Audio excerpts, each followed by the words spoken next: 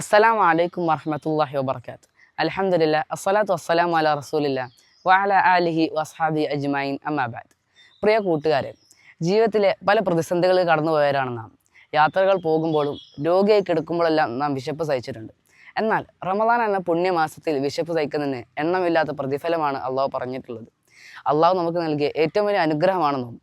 ഒരു വിശ്വാസിക്ക് അവൻ 5 നേരത്തെ നിസ്കാരം പോലെ നിർബന്ധമായൊരു കർമ്മമാണ് നോമ്പ്. നമ്മൾ ചെയ്യുന്ന എല്ലാ കർമ്മങ്ങൾക്കും അള്ളാഹു നമുക്ക് പ്രതിഫലം നൽകും. എന്നാൽ നോമ്പിൻ്റെ വിഷയത്തിൽ അള്ളാഹു പറഞ്ഞത് നോമ്പ് എനിക്കുള്ളതാണ്, അതിന് അള്ളാഹു നേരിട്ടാണ് പ്രതിഫലം നൽകുക എന്നാണ്. കൂട്ടുകാരൻ, നമ്മളെല്ലാവരും സ്വർഗത്തിലേക്ക് പ്രവേശിക്കാൻ ആഗ്രഹിക്കുന്നവരല്ലേ? സ്വർഗത്തിൻ്റെ 8 കവാടങ്ങളിൽ നോമ്പുകാർക്ക് മാത്രമായിട്ട് അള്ളാഹു ഉണ്ടാക്കിയ കവാടമാണ് റയ്യാൻ. അതിലൂടെ നോമ്പുകാർ മാത്രമേ പ്രവേശിക്കുകയുള്ളൂ.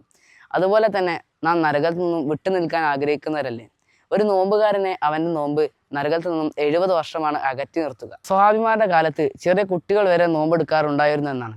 അതുകൊണ്ട് തന്നെ നാം സ്ഥിരമായി നോമ്പെടുക്കാൻ ശ്രദ്ധിക്കുക. അള്ളാഹു നമ്മെ അനുഗ്രഹിക്കുമാറാകട്ടെ. അസ്സലാമു അലൈക്കും വറഹ്മത്തുള്ളാഹി.